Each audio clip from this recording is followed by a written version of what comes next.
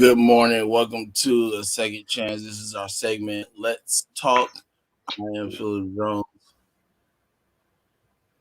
I am your host, Tafaro Cook. I apologize. I didn't even hear you. Two-time kidney transplant recipient and founder of Kidney Care Coaches, where we coach people with stage 3 to stage 5 kidney disease. If you or you know someone who has kidney disease and they need to be coached on their disease, hit us up at kidneycarecoaches.com. Today, we got a great video that we want to show you about transplants and a transplant surgeon. Phil, I'm going to give it right back to you and let you do your thing.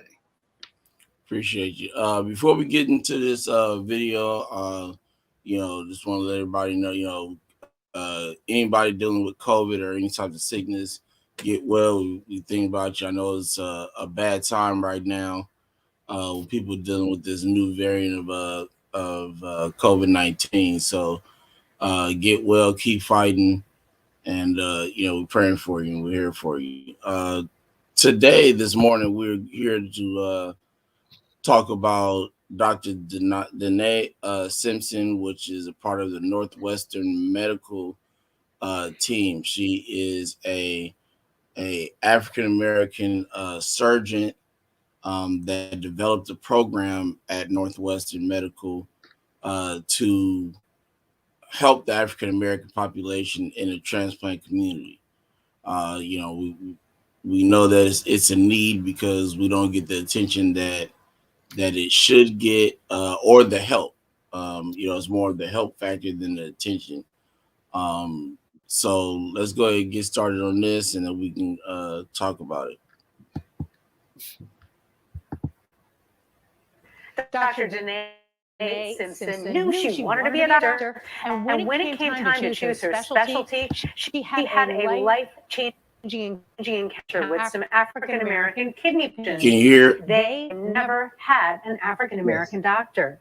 Now she is doing life-saving transplant surgeries and sharing information to save even more lives. A liver disease condition leads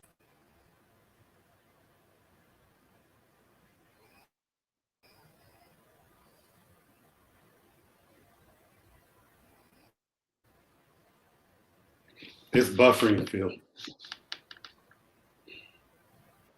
Dr. Dinee Simpson to this discussion about transplant options.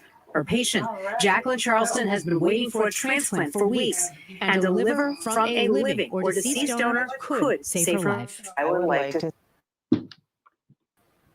see, on a day-by-day for African-American patients in the operating room, the transplant that they need. Simpson specializes in liver and kidney transplants at Northwestern Medicine, and she wants to have more discussions, particularly with African Americans, to increase life-saving options and organ donations. It's the best treatment for kidney disease. So why are we not seeing those who are at highest risk, represented in the numbers that they should be on the waiting list for transplant? When Dr. Simpson was just 19 years old, she had 2 large masses removed from her breast. With that successful surgery, she was cured and her career goals were set.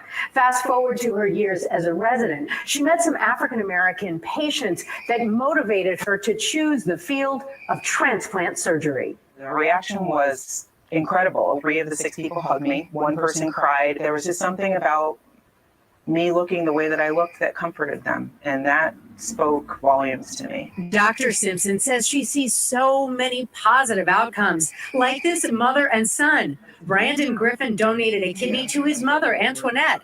Now they share not only a birthday, but a kidney. I think a lot of people are scared about transplant because they don't know what life after transplant means. Life after transplant means you're working, you're exercising, you're living life to its fullest. That's what we expect. That's what our goal is.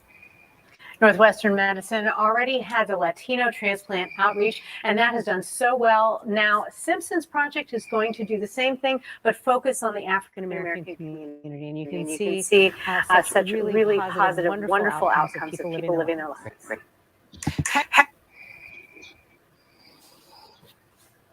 Awesome.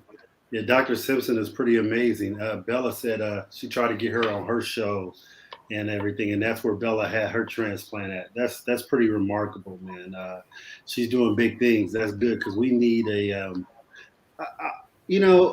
think we need a face of African American transplant. What the face is. Maybe she might be that.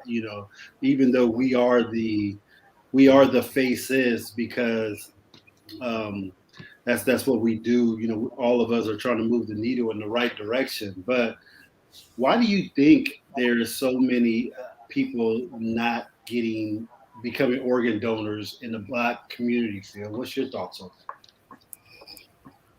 I think that outside of the money factor, you know, because some of these people don't have uh, insurance in general, so they have to pay out of pocket, right? They ask the people to pay thousands of dollars to have this procedure even get on the list because No, they you don't want to have know. to. You don't. If you can get Medicaid, Medicare. If you're now, that's one thing that the government will take care of: a Medicaid and Medicare. If you are a transplant, if you have kidney disease, and if you're low income, and Medicaid and Medicare will even take care of your donors. Money also donors money as far as getting their transplant and everything, so that's not the issue.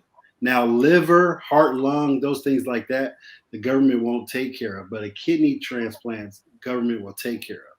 And that's what I'm specifically talking about, is because we see more people that need kidney transplants than anything else. So I can't say it's a money thing. I think it sounds like to me it's more of the unknown thing.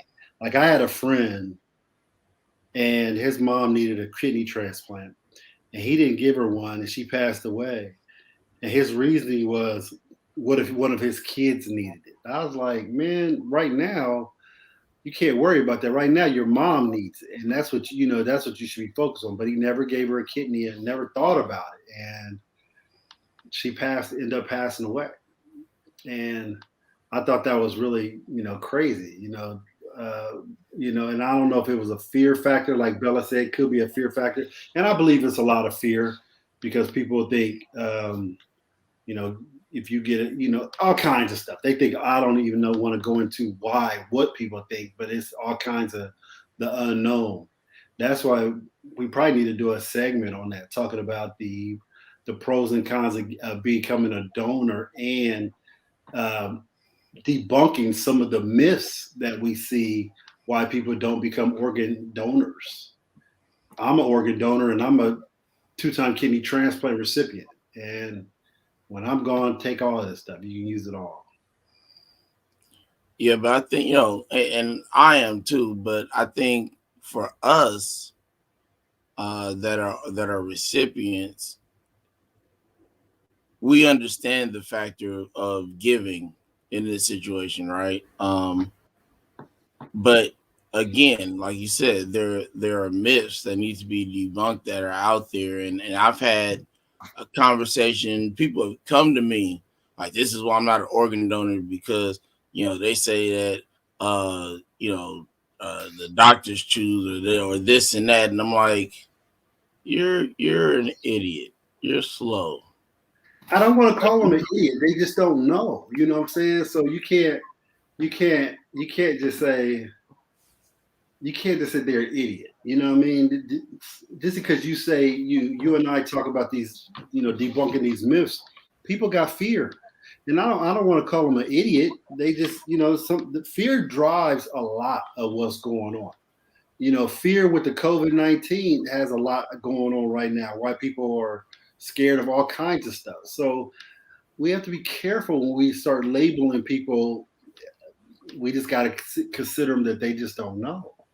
Well, the reason why I say that is because, and here's the thing: if you have an assumption about something, especially something that has a number of information out there, right?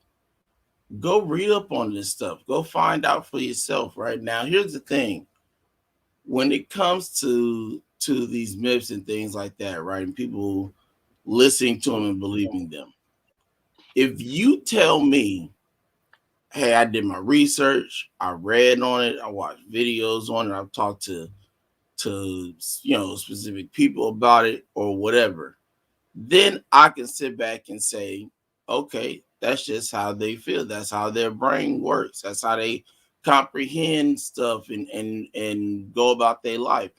I can respect that.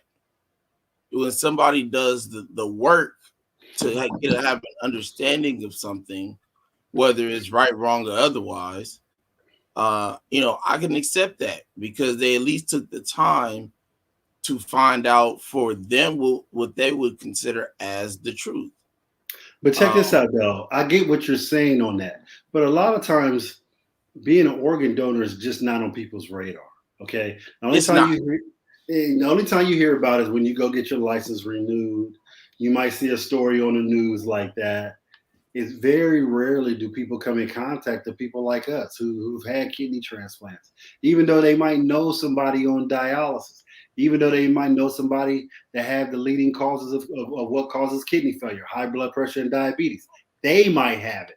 The point I'm making is, how do we put it in their face a little bit more where it is known that we need these people to become organ donors?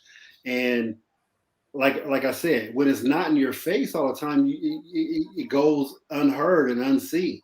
Just like we talked about the NFL, they got cancer week, whatever. Everybody's throwing up the pink. We never seen a big the NBA, the NFL, the Major League Baseball put up the green kidney donor sign. That'd be great. But again, the cancer thing is a money thing. Cancer is more big and much more wide known because I feel it's a money thing. It is a money thing, and the other thing is, what's the one thing that you don't see when it comes to thinking about the two, right? You got cancer, and you have whether you want to say, excuse me, just kidney or transplant world or whatever, on that side.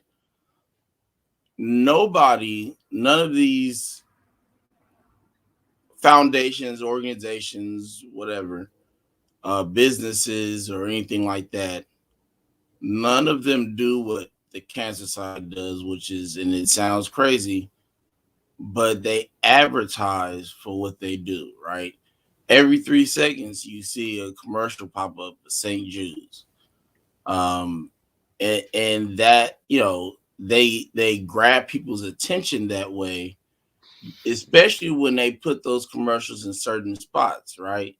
So, like for instance, keep like you just said, football. You watching, playoff, Super Bowl, whatever. Halftime come up 9 times out of 10. What you see in a St. Jude's commercial, or you see, Dr. Pepper, or you see Doritos, and that's when most of their money gets made.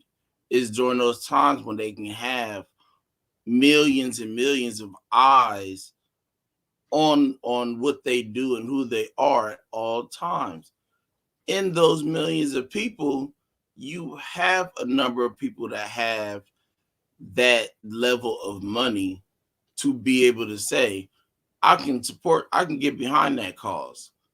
I'm gonna write them a check.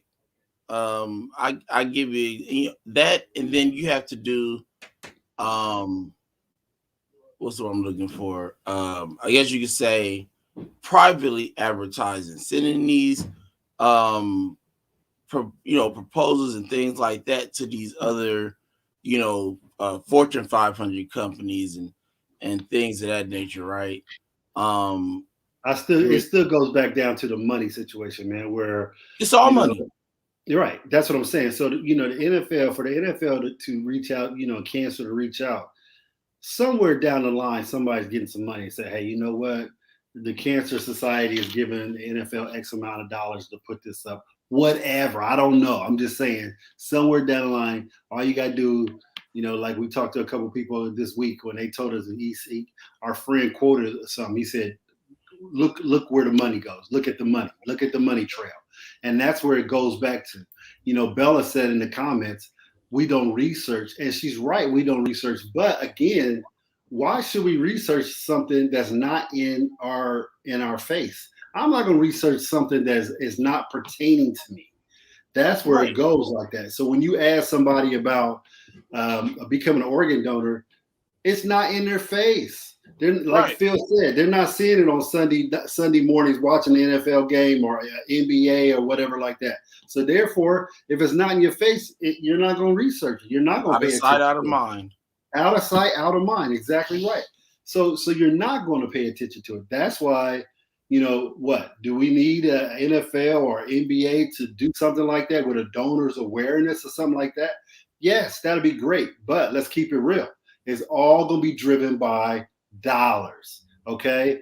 The organ donors are, if they're going to put up some big money to get the, an NBA, college, somebody like that, all right, we're going to wear green this week. We're going to wear green and put it on ESPN, all green for college football, whatever it may be. And somebody's getting their pocket greased, whether, I don't know who it is, a big pharmaceutical company or whatever it may be. That's when you're going to get the notification. That's when you're going to see a spike in people becoming organ donors. I bet if that stuff happened on a Saturday at a college football game, Monday, you come in Monday, you will see a tremendous, I give you 20%, you'll get 20% more people becoming organ donors. Easy. And like you said, yes, Easy. like you said, out of sight, out of mind. Right. I mean, you got these, especially, through, millions of people watch sports pretty much every day, right? Basketball on every day. When baseball season comes, baseball on every day. I think football is the only sport that may not come on technically every day, and they even really come on every day as well because you got channels like the NFL Network. That's all they do is talk about pro football.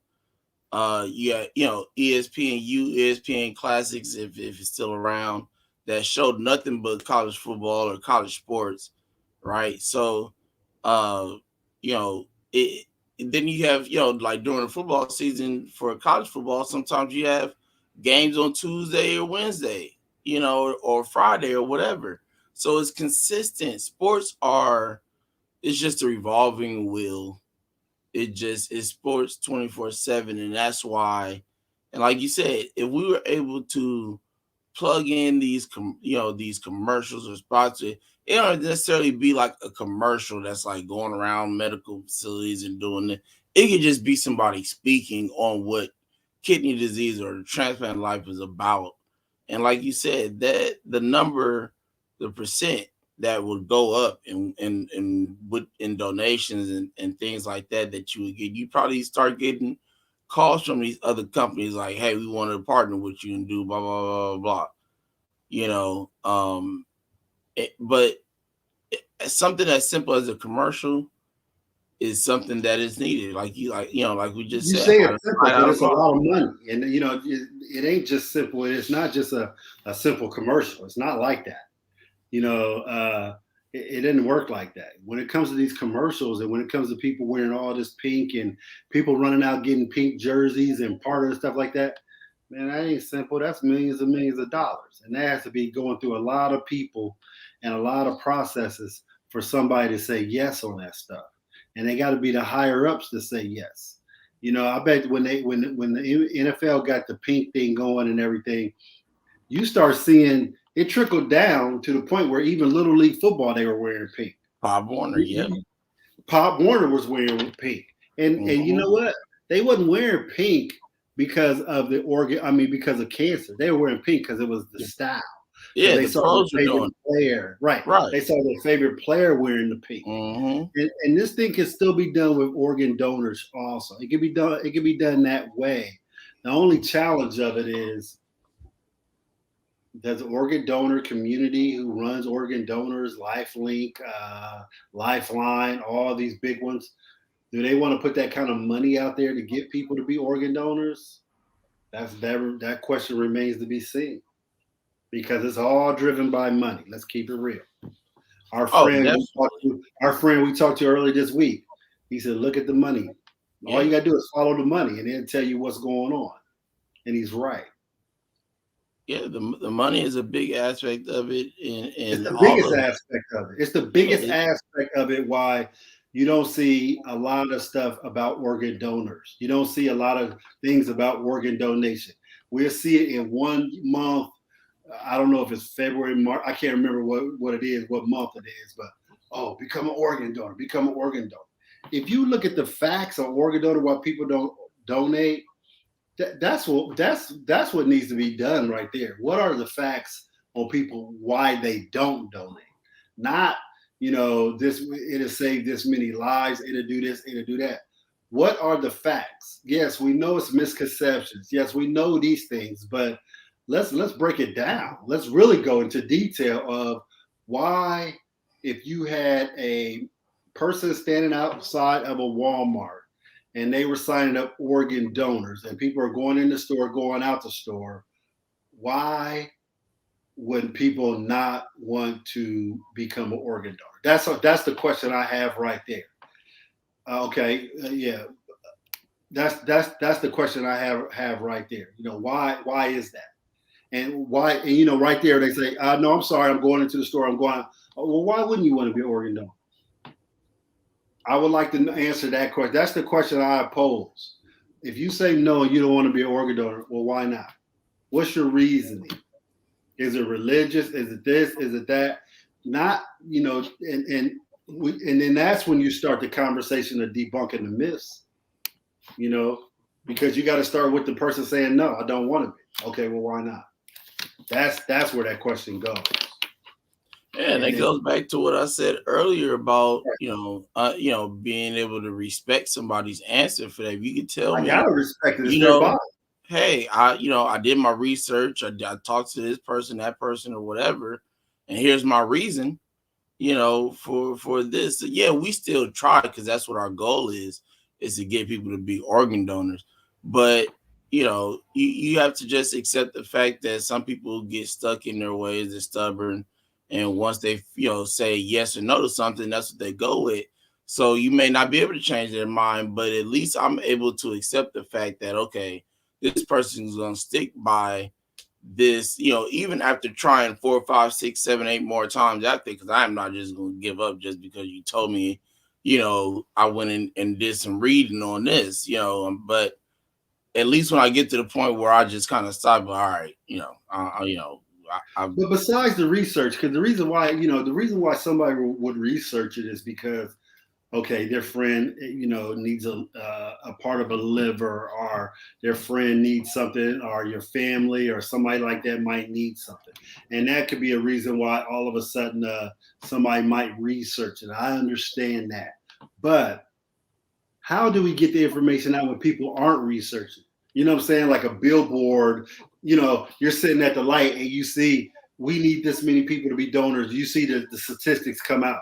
That's what I'm talking about. Not just somebody, because people ain't gonna just research it just because it's not their concern. Not too many people we know that need organs. So therefore, when you see this things like that, okay, Bella says right here, she says, until it's sitting at the dinner table, then it helps. That's right. That means it has to be in your face. It does have to be in your face. But a lot of times it's not in your face. So therefore, we got to make it somehow in their face. Because that's the only way it's going to happen. Because I ain't researching nothing that don't concern me. I'm keeping it real. That is 100. That is and that's how people feel. Fact. Yep. It's, and I think everybody's the same way. If it's out of sight, out of mind, or has nothing to do with me, I'm not looking up nothing. There's no reason for me to look this up because in a nice but not nice way of putting it, I don't care. It's like you ain't gonna care about nothing that ain't in your face. You ain't gonna care if it don't affect you no way, no how. That's what I'm talking about. Or family or something, right? Look, man, I wasn't thinking about cancer or none of that stuff till the NBA, NFL started doing that 5 or 6 years ago. Like, oh, why everybody wearing pink? That's the first thing I seen. I came into the middle of a game about 5 or 6 years ago. I went on my boy's crib, about to kick it, and I noticed everybody got pink flags on, rags around their waist, pink socks. I'm like, what's up with pink, man? Why they wearing pink? It's cancer month or cancer awareness. I was like, okay, now I understand. Right. Now it's gotten bigger and bigger and bigger, and it's evolved. You know what I'm saying? So it'd be the same way. You know, if they was like, why everybody wearing green? What's up? Oh, it's organ donor awareness. And just that's how you get it out there. Again, though, that's a big money play. That's not just something simple. You know, Bella says right here, she goes through the churches, hospitals, schools, etc. I agree with that too, Bella. But again, it's not concerning people who it's not in their face. It's not a concern. But we have to make it a concern, just like the NFL made cancer a concern. That's why I'm saying again, we might need a big player. We might need a big player out here who can do something like that, where all of a sudden it is a concern because it's in your face. Yeah, if people start seeing it connected to these people on a different level, right? You know, professional athletes, actors, actresses, things like the news itself, and stuff like that. Then that's when they'll start to want to care, even though it has nothing to do with them, right? Because then it's just like you said, like you just brought up, the cancer thing is, they see pro NFL players doing it, and actors, given to St. Jude's or cancer research and stuff like that, is because they see, they value those opinions and things of that nature because of the position they're in. Have you ever looked at YouTube? Have you ever looked at YouTube and you see the guys having a camera and they go out to like the homeless person and they got their video and they give them money and stuff like that? Mm-hmm. They go, okay, I'm so and so, and I seen this homeless dude and I'm giving him money, and they're on camera and they're doing it. I think that has a lot to do with it too, where people will give if they get recognized. I hate to say it in that kind of slimy way, but people want to get recognized for giving. People want to be recognized for anything they're doing nowadays. Not too many people want to be altruistic. When I had my transplant, there was a gentleman in there who if it wasn't for him, we never would have got the swap. And he was an altruistic dude. He just said he just wanted to give it. He just wanted to be in the swap and give a kidney. That's what he wanted to do. Nobody knew his name. I found out who he was later on and stuff. But the point I'm making is, you very seldom see that nowadays. You see everybody with a little bit of vanity. If they're giving, they want to be recognized. Hey, I get it. And that's what I'm talking about with that. And you know what? If it's going to help people get kidneys, if it's going to help people get livers and lungs and hearts and pancreas, hell, I'll take the vanity. I don't care. If we can recognize people for giving and recognize them in a bigger platform, and that's going to help people get more organs, so be it. I'm with that. We might have to play to their vanity. Yeah, the donor side, recognition. Like you said, people want to be recognized for giving, right? Which is why I have so much respect for those people who donate anonymously, right? They're like, man, I don't care about the recognition. I got respect for people who just donate, period. But I got of course, but like you said, that's a big thing, is that people want to receive something if they're going to give something. But and I understand, people, they want to be noticed, they want to be recognized and be known as, one of those people that are up there in the world, and I understand that. I mean, we some people live their life to be noticed, right? That's what they do. I'm not mad at that if they're doing a good cause. Not at all. Especially if it's a good reason behind it, right? I have no problem with that. So we need to get on a level of being seen more. We need to make it a point to say, hey, kidney disease is here, it's real, it's taking lives. We need, people to want to give that gift of life, and be in a position like, we all know that. And here's the thing: living donors, love them to death, got so much respect and love for them. But hell, I just want you to put a pink dot on your damn driver's license and say when you die that you can help somebody live, continue to live after the fact. Um, because it's important that we understand the fact that when we leave, we're not taking all this stuff with us. So why not leave it and be able to extend that life to somebody else that needs it, to stay here on Earth and continue living. When it's just that time for us to go, what we doing with this? It's gonna get in the ground and it's gonna rot away, right? It's not going nowhere. It's going in a hole somewhere. Bella Like, says, Bella says that she goes, it really depends on how it's done, in my opinion. I agree with you, Bella, because of a moral standpoint, but if somebody wants to showboat and it's going to help somebody get an organ, I just want somebody to get an organ. I really just want somebody to get an organ. Really, I mean, I don't want them to be suffering, even though they doing it in a showboaty style. The one gentleman who the one gentleman who was in our kidney swap, he even talked about he wanted to become a liver donor after he did a kidney donor.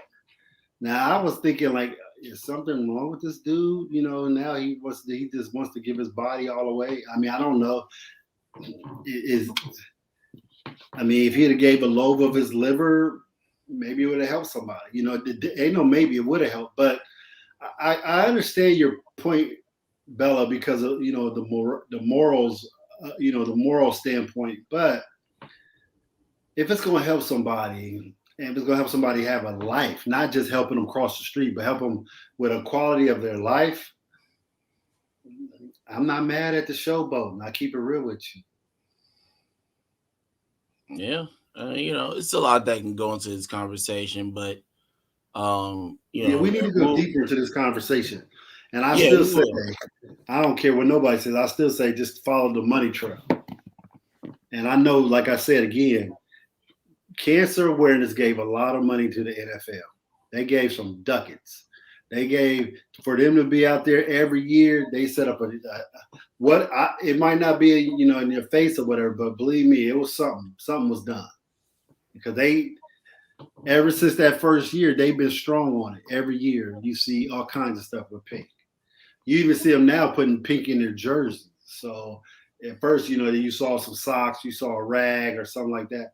Now that week, the whole NFL got their jerseys. It's a new style of jerseys where I've even seen people wearing them on the street with a little bit of pink for their, cancer awareness for their certain team. Am I right? Yep. Yeah. And the other thing is, and I was actually I just kind of thought about this, is another factor to this is uh donors. I don't want to say it this way really because it sounds like their act wasn't enough, but I think donors should come to the forefront a little bit more in advocating for uh people to be organ donors. Yeah, you donated is enough. Please believe me that you just saved a life. So I'm not telling you you need to do anything, but I think that it would help. Because of something that we kind of talk about. These stories, help, right?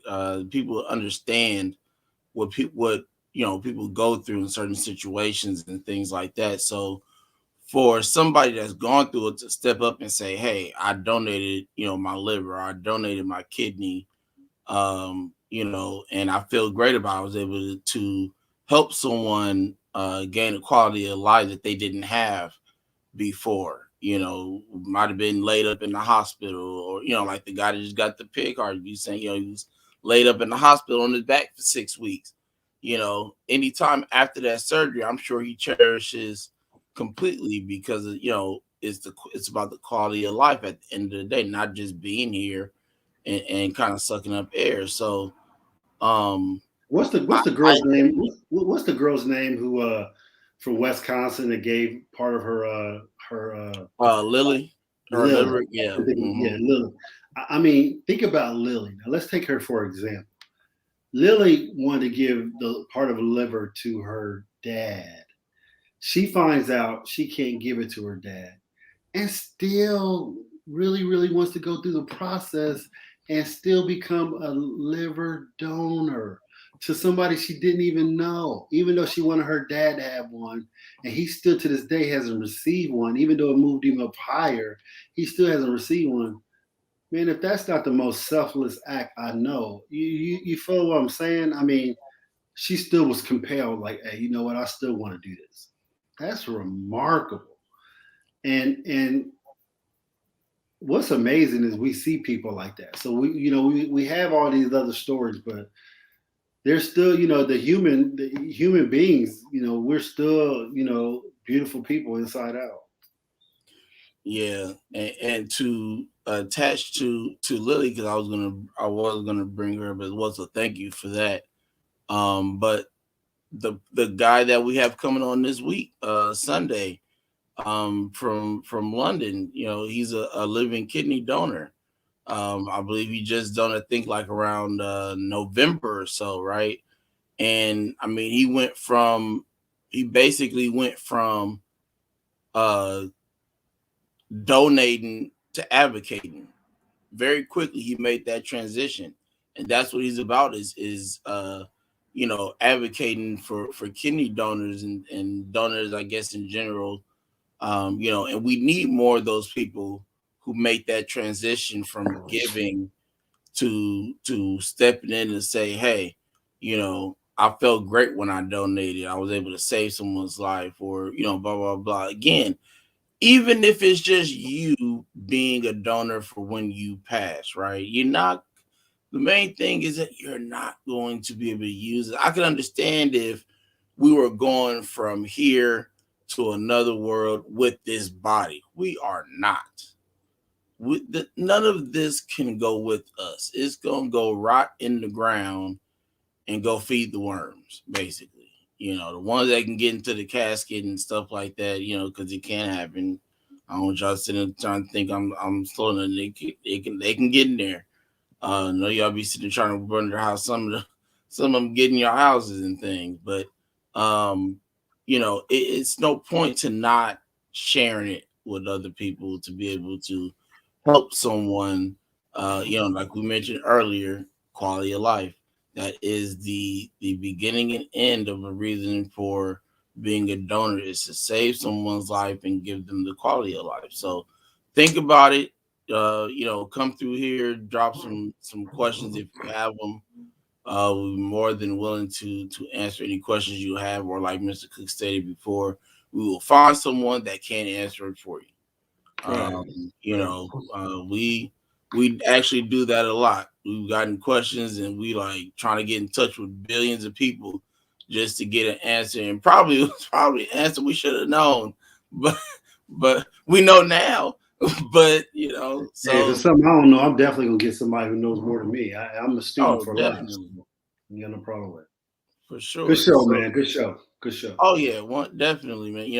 And Dr. Simpson, if you ever see this, thank you, for the work that you're doing, and the efforts, and the dedication that you input into being advocating for African Americans to get on the list and get transplants. It's important. I mean, it's important for any nationality or race to get a transplant, but a lot of attention doesn't get paid to what you're doing. So we appreciate you. And we will be back tomorrow morning. Uh, Again, this week on Sunday, we have Ali Dawson from London, England, that's going to uh, join us on the second chance to tell his story of being a living kidney donor. Just donated his kidney, I believe, around October or November, and he jumped right into the advocate role of advocating for organ donors. And so we appreciate people like him. We appreciate the recipients that joined us, like Bella, Jonathan when he comes on, and also the advocates that support us and we support them. It's important, it's needed. So we appreciate you all. Thank you very much for joining us today. Thanks for watching the replay. If you watch it today, next week, next year, or whenever, thanks for the support and the love. And we'll see you guys tomorrow morning. Peace.